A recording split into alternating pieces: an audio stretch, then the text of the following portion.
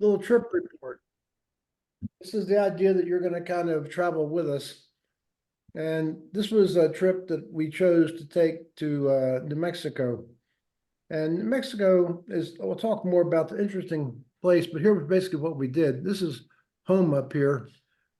We drove through to the western side of Denver to Golden, then over Kenosha Pass, a mountain pass down here, and I'm going to show you this spot where the road comes down here. Is always a beautiful view. It might actually, I think it might be, yeah, I think it's here. I think it's this one right here. Anyway, so come down here and the first charging stop is Kenosha Springs and Poncha Springs. And that's a good place to go to the bathroom if you can make it that far. Sometimes I stop at a gas station along here because a couple cups of coffee in the morning.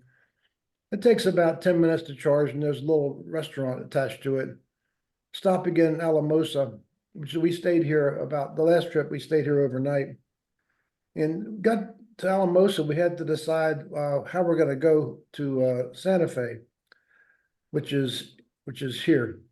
So there were three choices. One was to run straight through like this. The second was to take what's called the high road to Taos, which is a mountain road. The third was to do that and take this little loop in as well. So got to Alamosa and decided we're feeling pretty good. We'll take the high road. It's probably a mistake because I had a lot of snowy mountain driving at the end of a long day of driving. Anyway, so we got to we left here about 8:15 in the morning. Got to Santa Fe about 5:30. Spent the night, of course. Next day, we took a trip to Cliff Dwellings. I'll show you these, and a side trip to Los Alamos. Next day, went to Albuquerque, which is kind of blocked out down here, which turned out to be a real highlight of the trip. Actually, that's Santa Fe right there. And then the final day, we just stayed around Santa Fe. Then we drove back home, straight up this way.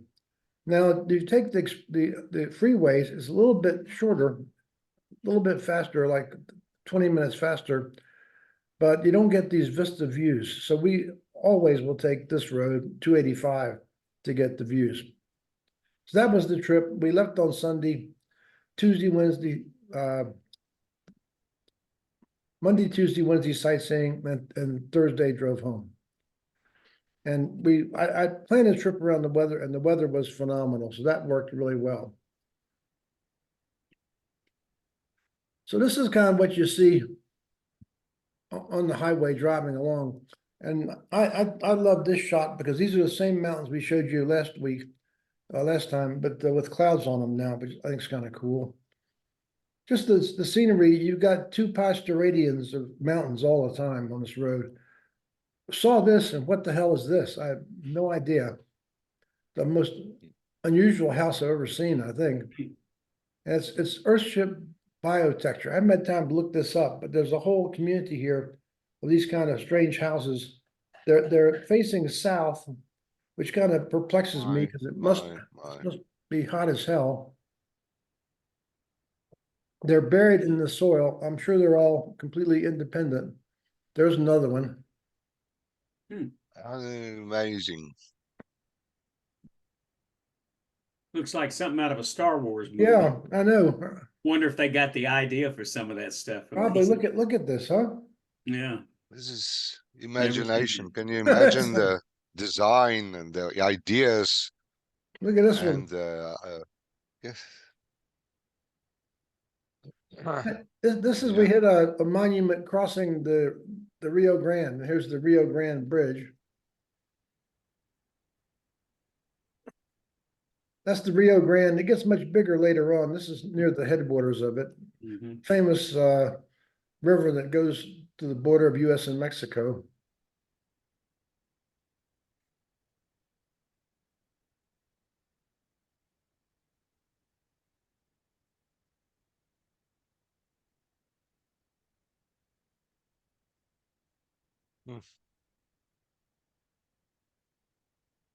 The Rio Grande del Norte National Monument got the sign finally.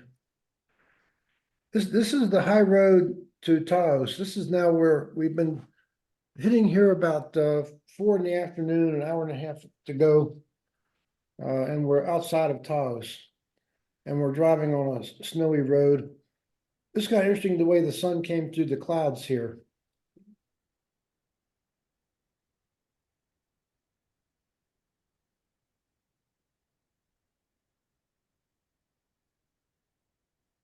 A nearby pueblo. By the way, these pueblos are a Spanish name for village. That's all they are. I'll talk more about this.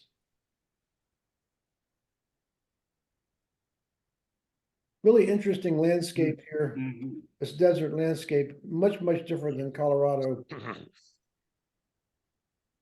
And this is dinner, Mexican dinner. This is chicken fajitas, Juncos. Oh, yeah. Love it. And there's chicken enchiladas with guacamole. Next morning, we're driving towards these cliff dwellings. And again, spectacular scenery. I mean, it's just breathtaking everywhere. So this is interesting. This is a place that was very highly rated. We wanted to see this. We drive up there and there's a visitor center that's completely nothing in the parking lot. So I told Junko, it's clearly not open. And there was a parking lot across the way from it, just right next to it, that had like, I'm guessing 200 cars in it. So I thought there must be some kind of a bus that takes you into the cliff dwellings. But I couldn't imagine this many people at this time of the year. We go this time of year because there's nobody there. So I was completely surprised by this. We pull the car in, I park it, and there's a lady and a guy there guiding the cars in. And I said, is there a bus to take us up to the cliff dwellings? And she said, are you here for the filming? I said, no. So this is the parking lot for the film. They're making a film up there. So I said, can we go up there? The gate's closed. She said, wind probably blew it closed. Just go push it open and go in there. So we drive in there and go up this road. That's by the parking lot there. That's right, 8 Mile road up there. And come to a barrier that's locked with a big padlock, big signs, no trespassing. So there's nobody around but us. I said to Junko, let's just go in there. We'll stay on the roads. Park the car in some pretty deep snow. Car's got all-wheel drive and snow tires, no problem. And walk in there and we see this is the cliff dwellings. Hmm. So these are occupied 1,000 years ago. And we just walk along the road and I said, if someone shows up, I'm just gonna say that we called ahead and you said that, you're open on the recording. So we drove here and nobody around, we just walked in on the road. So Mhm. this is typical, the holes in the cliff, they're living in these holes. And they're building houses on the front, 2-story houses. That's what these rows of beams are. This is typical Puebloan architecture style with the houses are made of mud, adobe mud. You take and clump it up with straw, put it in the sun, make some bricks, pile them up, put an overcoat, and these logs hold the roof up, flat roofs. So this goes on forever here. If we had been there, it was open, we got a tour guide, we one could go up that ladder. I wouldn't, Junko would. So that's kind of what, this was kind of cool. You see here the no trespassing signs everywhere. Mhm. So we just walked around in there and there's another road. The road continued on, also had a road closed sign. And the road looked okay, let's just go. So we drove in there and there were big equipment trucks packed everywhere. So this must be Oppenheimer 2 or something up here, some big movie. Uh-huh. There's hundreds of people up here, so I can't imagine this movie set. And here this thing continues on up the ridge. Now we're driving to Bandelier Monument, another a national monument. National monuments are kind of like mini national parks. Often there's no admission charge, but there's a guest center and whatnot. And just the scenery just really interesting. This is the entrance of Bandelier. This is the symbol of the pottery that's common in this region. located along the highway to your right represent historical progression of the pottery produced by original inhabitants area, whose descendants are now in San Ildefonso Pueblo. So going Bandelier, and there's these same rocks. So this is built on a giant caldera. There was an enormous volcano here, 50 million years ago or something, that created this pumice material. We're heading into the monument. Again, the scenery, it doesn't come across in a TV screen, but it's just, when you're immersed in it, it's just spectacular. Some of the volcanic material and talking about the habitat diversity. We're driving into this park now. Typical kind of plant. This is a map of the park someone put on the wall in the visitor center. And we're here, and we're going to take this walk through here, up through here, up into here, around and back down through the woods.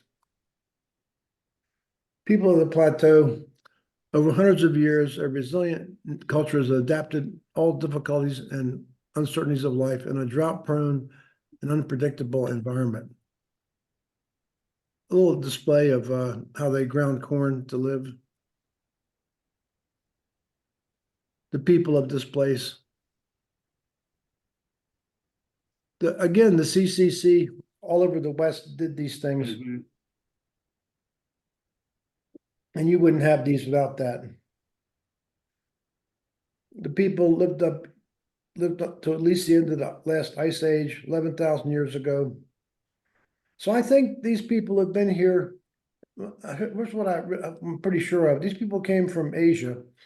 They came over the land bridge when the ice age was there and the seas were lower, and came down the coast, and the coast is warm enough that the ice was pretty much ice-free, and started walking until it got warm.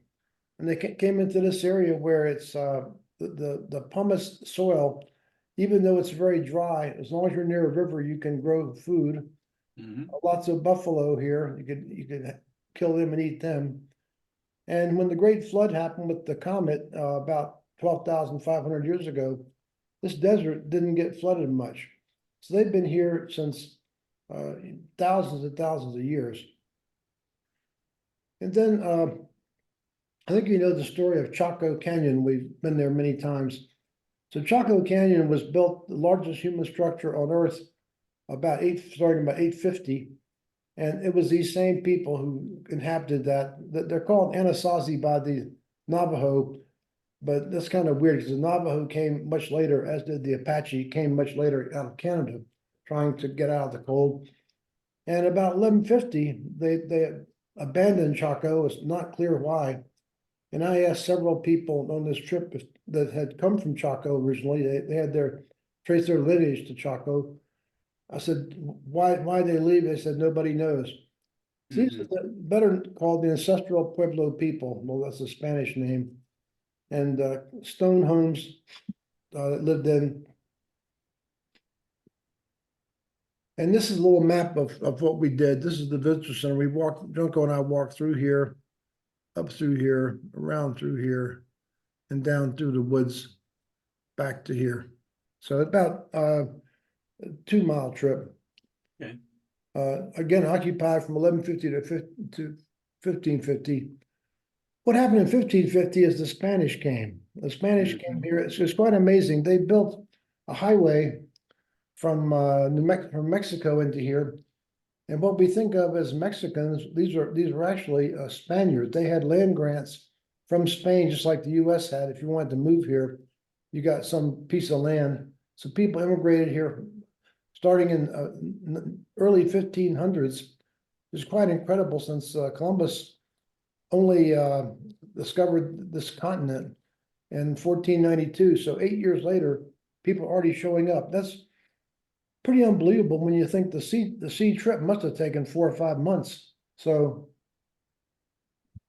these people inundated with Spanish culture that just like everything else, demeaned their religion, demeaned them. It's pretty chilly now, so you see I'm dressed for it.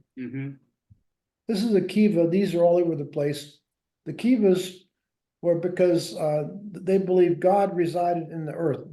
All of the origin stories have humans being part of nature. How much sense does that make compared to some guy who died on a cross and came out of the earth either in the form of animals that were dry or in some cases animals covered with slime. And in their belief, the sky extends to the ground. And the thing that they worship is the sun because the sun brings life. And so the kivas were to connect the earth, connect God down in the earth to the sky, so God can make the sun come back in the morning and at the end of the solstice. Again, the loop trail. That's a giant house, just like Chaco. Same kind of idea. The construction in Chaco is much more sophisticated with small rocks. This is the adobe style, which works out here. Had 400 rooms, 1 to 2 stories high, 500 years ago. So you hear quite often, there's nothing old in the US. It's not true. Here's the same kind of holes in the wall we saw at the previous site. And just spectacular. So these are ladders that are open to the public, and Junko will go up there. We're climbing down these steps, steep steps with a lot of sand on them because there was snow recently. That's a down look at that big housing structure again. And I don't do ladders as a rule. Junko is going up there. And there's a little room in there you can live in. That's the view out of there.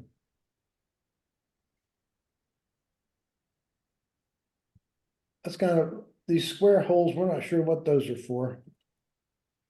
And here you can see the house, same thing we saw before. This had a second story up here with a, this probably had a pergola or something on top to keep the sun off.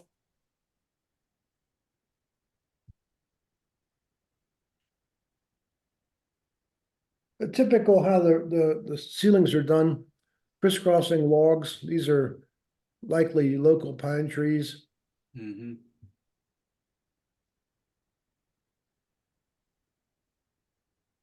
The thing, you could go from room to room in this little house up here.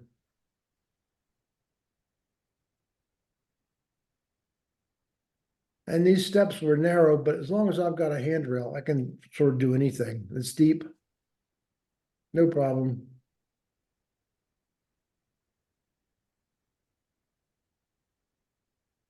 These things go on and on and on for miles. I shouldn't say, maybe 2 or 3 miles. I shouldn't say that, maybe a mile. There's a little deer popped up right next to us. Oh, yeah. Kind of looked at us and wandered off. You see this, these are petroglyphs. I'll have more about this later, but these are typically made with a rock tool. And this one might say who lives here. It might say that we are Puebloans. And if you're Navajo, you're not welcome. They don't like each other much. Or it could say this is a path to go someplace, a street sign. There's no written language with any of these people. The Pueblos speak different languages. And today we see words like Acoma Pueblo, and they'll tell you nobody knows how it's spelled because we don't have a written language. This is the only thing they write. Everything else is oral story. And talking about the petroglyphs. Petroglyphs of a macaw.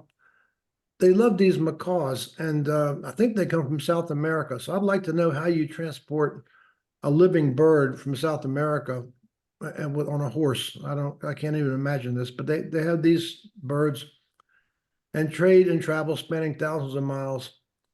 Exact meanings are unknown. They may have deep personal or spiritual significance to the artist. So nobody really knows for sure what these are. There's a kind of a well, maybe a sheep. What's interesting about that picture, go back to that, Charlie, Yeah, is you have their petroglyph and then over on the right, you have ours. yeah, that's right. That's It's right. interesting, in the QR. Exactly. Yeah, it's Uh, not, good. no matter how much time goes by, things never change. Good catch, Frank. Yeah. Yeah, interesting. See, it's a big place. Here's a third story. Mhm. And I think they took these natural holes and just kind of squared them off. I don't know what these slots are. These are kind of mysterious, but they're man-made. And I don't know information about whether this is original or something someone did more recently. Don't know. Then we crossed the bridge over a stream into the woods. We're walking in snow now, which is no big deal. And some things about the volcanoes. The snow kind of melts on the southern side, looking back at the cliffs through the woods. And look at the water coming out of this drain's frozen. It's chilly. And now we went to Los Alamos. We stopped at a visitor center, and the lady we talked to there, his husband worked at Los Alamos, and he was an engineer, the electrical engineer, and they persuaded us to go here. And we went to the little history museum, which is kind of interesting. And what they all reported is that before Oppenheimer, nobody ever came to this place. Now they're inundated with tourists. A lot of anecdotes about life in Los Alamos in those days. We had to go through a guard gate to get into this area, which is kind of weird. All they asked for was a driver's license. They didn't check anything against anything. They looked at the license. So if you had a driver's license, you could go in. That's kind of weird to me. Anyone can get a driver's license, but the real security is later on, of course. Junko took these pictures of Nagasaki, which I didn't bother. I'm surprised she did. Mhm. Then we went into Hans Beta's house, and Frank, I'm sure you know this name. Yep. He was he apparently wrote the seminal paper on thermonuclear synthesis in stars. I did not know this. He was a German scientist and left Germany because he had Jewish relatives and came to Cornell at first. It seemed a lot of people immigrated into Cornell, I guess East Coast place and famous, and was immediately recruited to this project and had 81 theoretical physicists working for him. He was the lead theoretical physicist. And of course, Feynman was there. And Beta's nickname was Battleship, and Feynman's nickname was Mosquito. And they say this is a drinking town with a science problem. That sounds about right. We're back on the road again. Again, the scenery is just spectacular. This was about as heavy as traffic ever got. Mm. Back to the Margarita. dinner time, it's Margaritaville. Mhm. You about convinced me I need to go to the Mexican restaurant. This was a place, the specialty was smoked things. Mhm. This is pork, smoked pork and baby back ribs. Now we went to this Indian Culture Museum. This was really a phenomenal place. This was in now we're in Albuquerque. We really enjoyed this. They had a thing in there about how they made drums. This is a picture from Chaco. I've probably heard me talk about this before. They had this very elaborate thing up in the top of the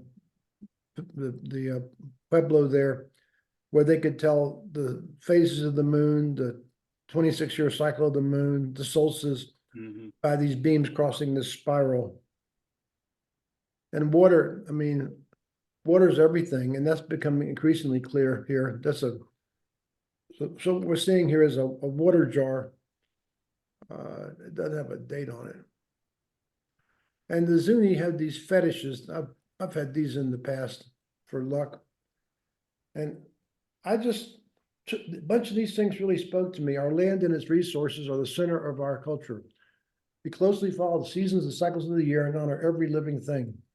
Our lands and resources exist only because of the balance of the universe and the balance between Mother Earth and Father Sky. In everything we do, we seek to maintain this balance. By respecting the Earth's cycles and preserving this sacred balance, we're able to cultivate and gather the Earth's resources. These resources provide necessities for daily living and prayer, which are both essential for our survival. I thought how far we've drifted from this. I mean, this is so fundamental. Farming the desert, an agricultural people since time immemorial, primary crops of corn, beans, and squash. That's called the Three Sisters. We cultivate chili, melons, alfalfa, and fruit trees. Our ancestors developed farming techniques to successfully grow crops in our dry climate. In some areas, we farm soils rich in pumice, which maintains and reaches moisture slowly. I'm talking about they're in this caldera, and grow crops from rainfall alone. We also created waffle gardens, small depressions connected in a waffle-like pattern. Today, we use irrigation from the Rio Grande and other waterways to nourish our crops. This is a painting. I just love this art from this area. This is called Acoma style. These are treasures. Sand painting. Burning buffalo chips, I suspect. A lot of festivals still exist to this day. They have a lot of things to honor the dead. They have a thing where they take an image of a saint around. So to understand this part of the country, it's just fascinating. These people we've talked about that came thousands and thousands of years ago, happily living. Then came the Apache and the Navajo. Not much of a problem for them. That they sort of had little battles over whose hunting ground it was, but pretty much got along. They didn't like each other much, so they stayed away. Then comes the Spanish, and all hell breaks loose. The Spanish forced them to be Christians, try and get them to abandon their language, put them into this European mold. And that's bad enough. 1848, it gets even worse. The US comes. So in 1848, this region of Mexico was bigger than the whole US. It's hard to think about this. And the US is even worse, telling them how to live. And we talked a lot with these people when they were like at little stalls and things. And this is making a drum. You hollow out a log. And they're just affable, friendly people. They're good natured. They're easy to talk with. They're quite, I'd say, comfortable in their own skins. We're an oral tradition. Traditions, language, stories, and knowledge are passed down from generation to generation to the spoken word. The stories we share with our children, grandchildren, and others are lessons to guide beliefs and actions. The stories tell us where we come from and how we must treat all living things, and they provide entertainment even as they teach. All stories are a guide to proper belief and action. We share our stories to tell or adhere are connected to one another, and our culture is preserved. So think about this, and then think about things like Donald Trump. I said it must be really hard for you to live in the world as it exists today, and they kind of smile and say yes. And so once you start to take their language away, you're taking away their life. This is how they think, how they communicate. This beautiful art. Junko and I went to Acoma on our wedding, on our honeymoon, and we're going to redo that trip this year on our 25th. In Taos, we went to Taos. On this trip, Taos is pretty much closed. It's 1,000 years old, Pueblo. And we're invited to these Pueblos. We didn't have time. We might actually go back to this part of the world. We enjoyed this so much. And this is kind of cool art. And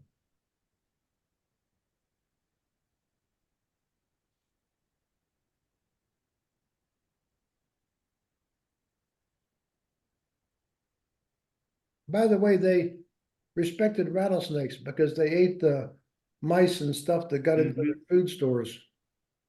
Yep. We have neighbors that kill rattlesnakes. It seems so stupid. Here's the Zunies. Now, this is the one that have the fetishes created in the fourth world. That God's led them up through the third, second, and first worlds into daylight. Emerged deep inside a canyon inside the Colorado River. After the people washed the slime off their bodies and split the webs from their fingers and toes, they look as they do now. They started journeying, looking for the middle place, the center of all oceans. This is what they're about, these stories they tell. These are places you can stop. These are the pueblos. We didn't bother. They're basically just living communities of people. And I thought this was interesting. In most Pueblo languages, there's no word for goodbye. Because we believe in the cyclical nature of our existence, we know we'll meet again, whether in the near future or time far off. As we part with you today, we prefer to say, see you next time, see you later, or until we meet again. Mhm. This all just spoke to me so strongly.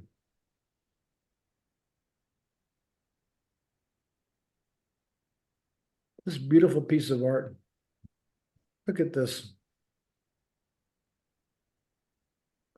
We stopped in here and talked with the vendors.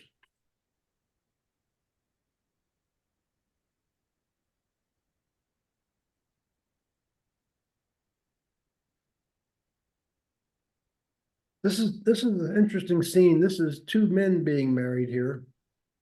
Here's somebody dying over here of smallpox. The people drinking, people shooting arrows, fighting.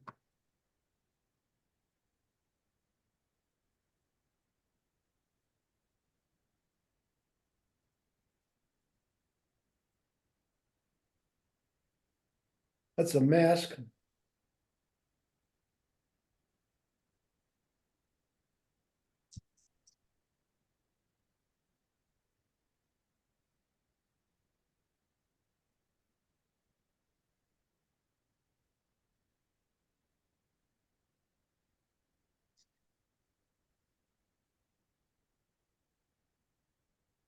Year 1050. Hmm.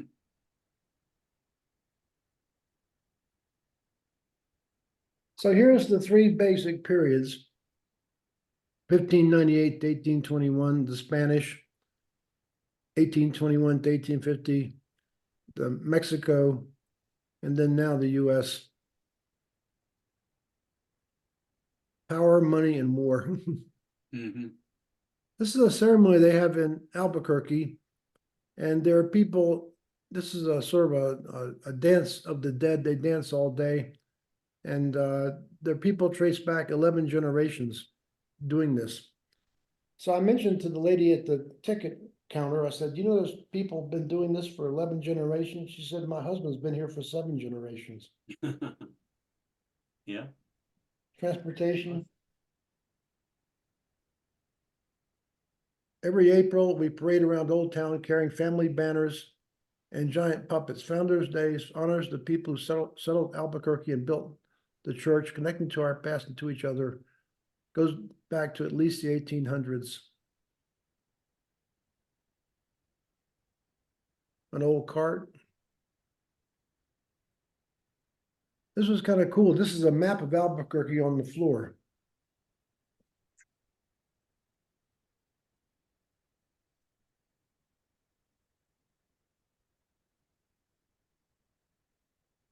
Beautiful displays.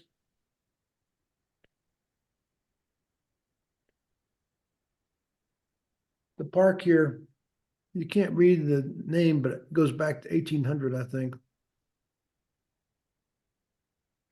And on to Petroglyph National Monument.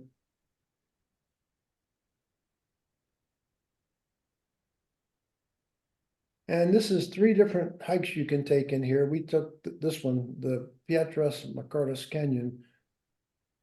And this was the basic route. You start here, walk through here, come through here.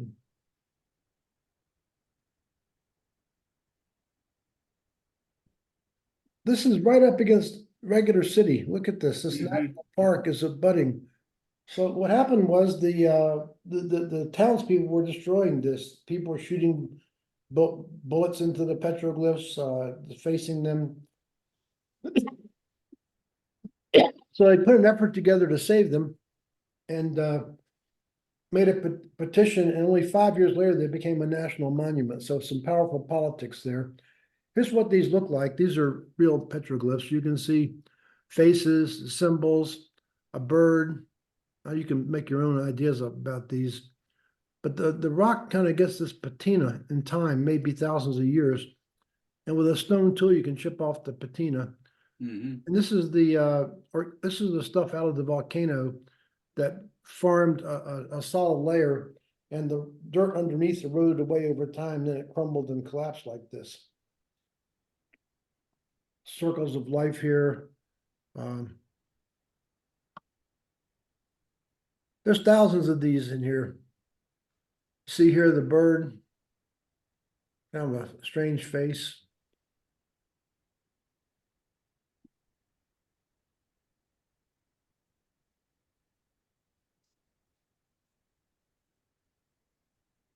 They're everywhere. Mhm.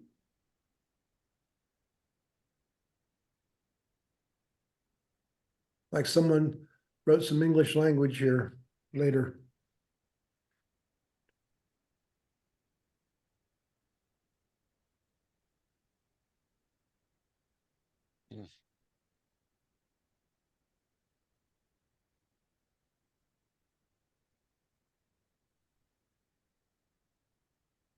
I've seen these a lot, and I didn't know what this was until we took this trip. These also are in Moab, Utah. What this is about is you put your hand there and you connect with God and the earth. That's what that's about. Mhm. The energy of God.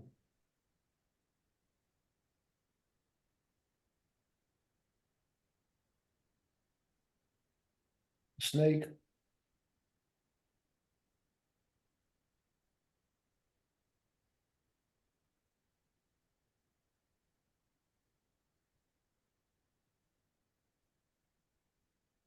These also are signposts for travelers. Uh, like who lives here, who's been here, where to go. But nobody really knows much about any of this. If you ask the native people, they'll tell you nobody knows what these mean. You can put a name on it and no one can refute you. But what's it really mean? This is unusual to see this many in any one place. This had to be a trail up through this area going someplace that people wanted to go. How to go.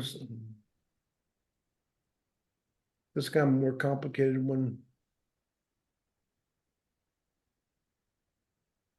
Back to dinner. Enchiladas, and this case, beef brisket smoked 18 hours. Back to museums. We're in now we're in Santa Fe. This is our last day. We decided to take minimal driving because we got a long drive the next day. And the place we wanted to go, some people went to the door and walked away. So we thought it wasn't open yet. Saw open doors, walked in here. This is just a place selling this art. We walked around here for about half an hour, not much interesting. And this is next door, and this turned out it was open. This is a 5-star rated gallery. So what I do is TripAdvisor rates things by stars. If it's 5 stars, we try and go. Has this kind of strange name. There's the entrance to it. It's a giant building with all kinds of stuff in it. Junk on the outside. And there was a young lady there, and I asked her if she would show us around. So she went for about half an hour and explained the history of each of the paintings. They're all for sale. This probably cost $10,000 or something. We didn't buy anything, obviously. I've always thought this was funny. I spent most of my money on women and beer. The rest I just wasted. Heard it before. Local artists, these people really capture the essence. So I asked her, I said, are you from here? She said, no, I just came here from Oklahoma. I said, are you an art student? No, got a degree in marketing, but I like to paint. So this guy is famous for capturing the images of these people. I find these powerful. Mhm. I love this art.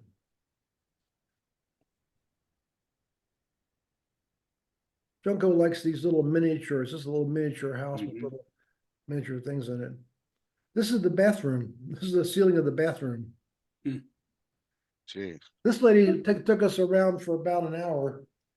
And about halfway through, I said, where's the name for this place come from? She said, that's me. I'm the owner. Huh. She had an hour for us and she knows the artists and pointed out things like sculptures of a guy who was blind. And just little interesting stories like the guy who did this. At first, we thought this was a real dog. Mhm. He said Hmm. this part took him twice as long as the dog to do.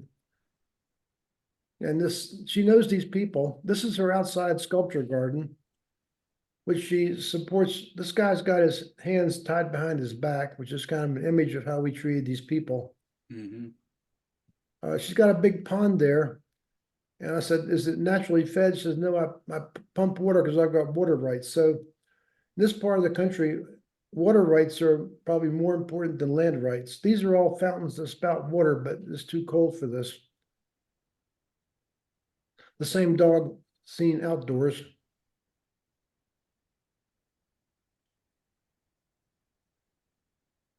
As I'm in the bathroom now again. This is the bathroom counter. The toilet's over here. Now I went to another museum, so Museum Hill again in Santa Fe, the Museum of Indian Arts and Culture. This was very well done also.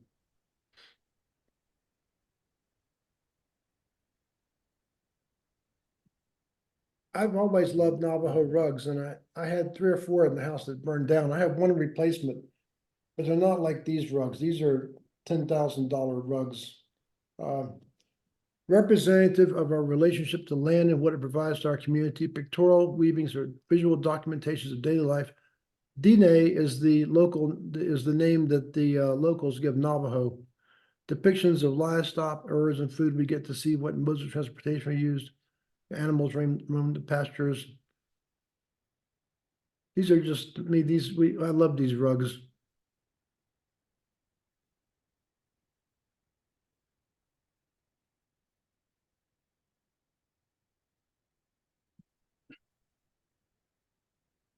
This is Northern Lights and saddle blanket. You can bet this was never put on a saddle. Intention is a prerequisite for creation. We give ourselves to our work and it gives ourselves to us. Particularly with utilitarian where the end product is alive and meant to protect the owner or wearers. We believe that everyone and everything strives for beauty. Even our horses want to wear beautiful things. I'd like to think this saddle blanket is some horses' Louis Vuitton.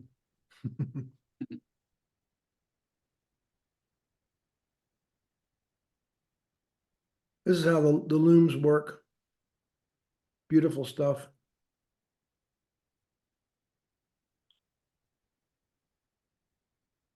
When we introduce ourselves, we always include where we are from. This act establishes our connection to the sacred mountains and to our people between them. Weaving is a complex living art form that moves through our families along with language, songs, prayers, and traditions. Dine, Navajo weavers live and weave by integrating ancestral knowledge, cultural protocols, traditional pathways, adapting to the present without losing any of our core concepts, K'eng Hazam. So this is, instead of a written language, this is how they communicate and carry their culture in physical form with these rugs.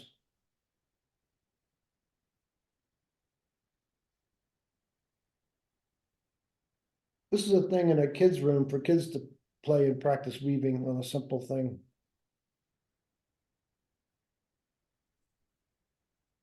It's a seed jar.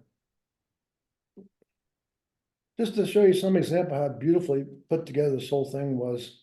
And these are Zuni fetishes.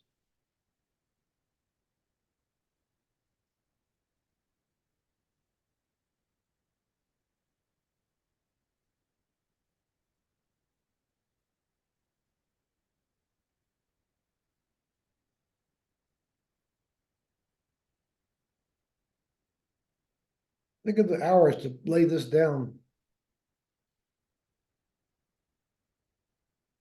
Interesting, Route 66 was the first real access of this area to people driving cars, I suspect.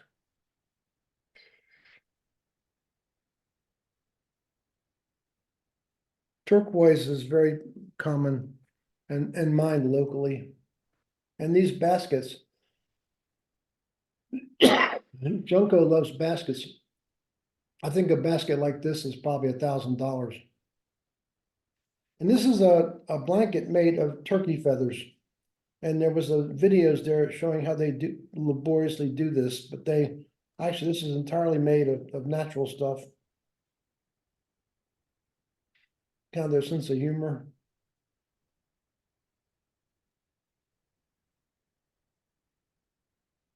And I took these because of the age. Clovis is a famous thing, controversial, I think, in archaeology, about a point that was found someplace, I think in Arkansas or something. Anyway, this is a 13,000-year-old arrowheads. Think about that. That's 13,000 years. That goes back to just after the big comet. That's about the earliest humans anybody knows of. And look at this intricacy in this basket. AD 750. This one rather. Net bag 2,000 years ago, perhaps. Look at this.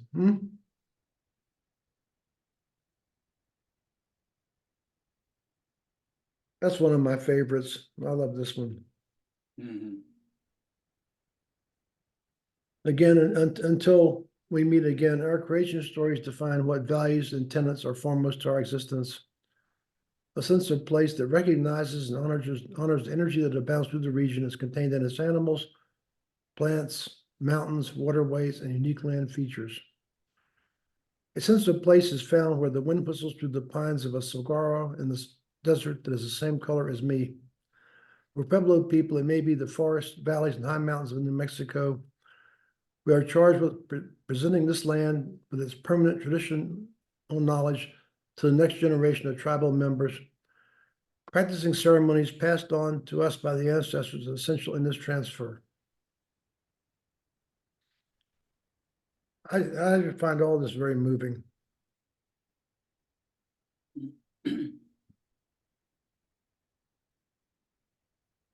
Now we're going to the New Mexico Museum, which was not particularly inspiring, but it's mostly about what went on with the conquest of these peoples by the Spanish. In 1821, New Mexico was one of the northernmost states in the vast independent Republic of Mexico, a country far larger than the United States. So just think about this. At this time, the US was a little tiny thing, sort of the 13 colonies on the East Coast.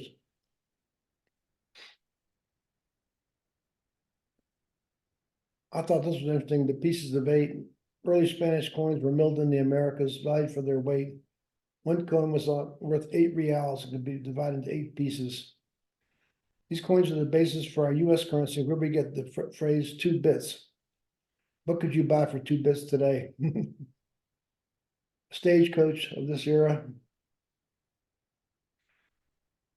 This was interesting. The transformation of this part of the world was entirely due to the railroad.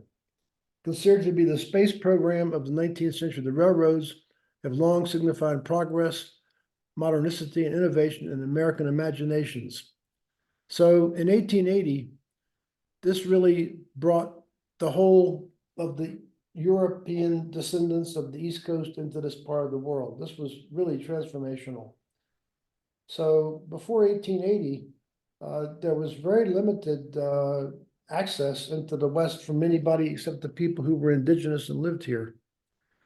Of course, the railroad was built by immigrants who were later discriminated against and treated badly. Nothing new there.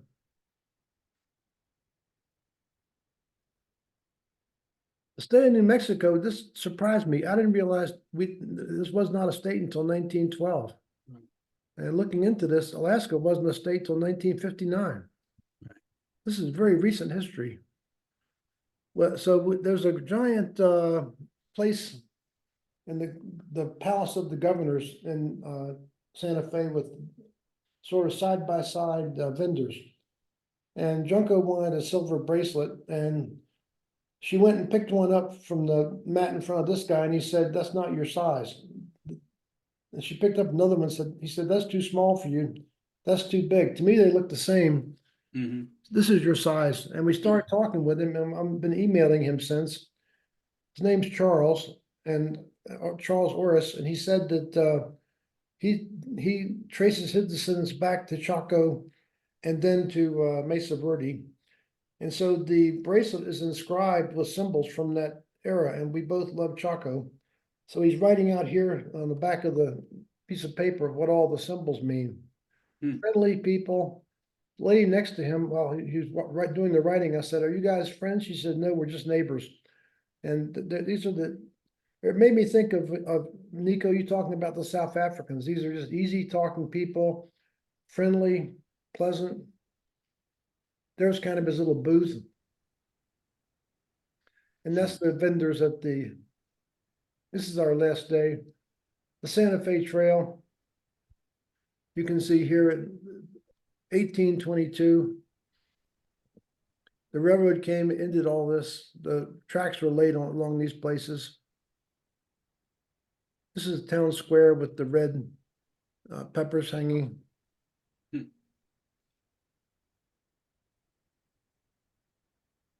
And as soon as we came into New Mexico, coming into Taos, you started to see all the buildings like this. And Junko said, "I've never seen anything like this. The architecture changes so much. It doesn't in Japan or even in the US otherwise." This was we had a little time at the end of the day, and military museum said no admission fee. So we decided, let's pop in there. We stopped the car. Junko took this picture, and then it turned out it closed at 3, and by now it's about 3:30. So we never went in. In fact, we love this restaurant now.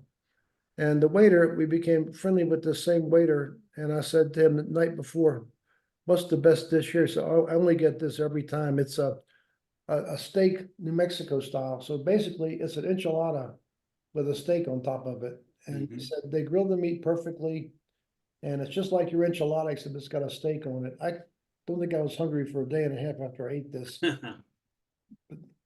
This was Oh, great. yeah. And coming back home, a lot of the bridges, Junko took a shot here, have the decorations of the local Pueblo and things in our rendition of their and into finally Colorado. And it's just nice to be back into this scenery. We love this place, the greenery, the mountains.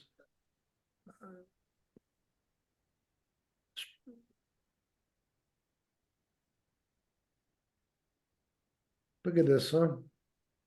Hmm. I think you can't grasp what it's like to be in this, but this is 180 degrees around us. Went through this place, and when we left Tacoma, it snowed the night before, and the wind blows like hell here. You can't see it in this picture too well, but there's snow blowing on the road. I took this shot myself. I put the car's on autopilot, so I let the car drive itself, and I thought this got interesting. The mountains bathed in snow, which arrived here the next day. And that's our last shot, and there we are. Beautiful. Was that fun? Absolutely. Yeah, very interesting. Very, very. It's an interesting part of the country.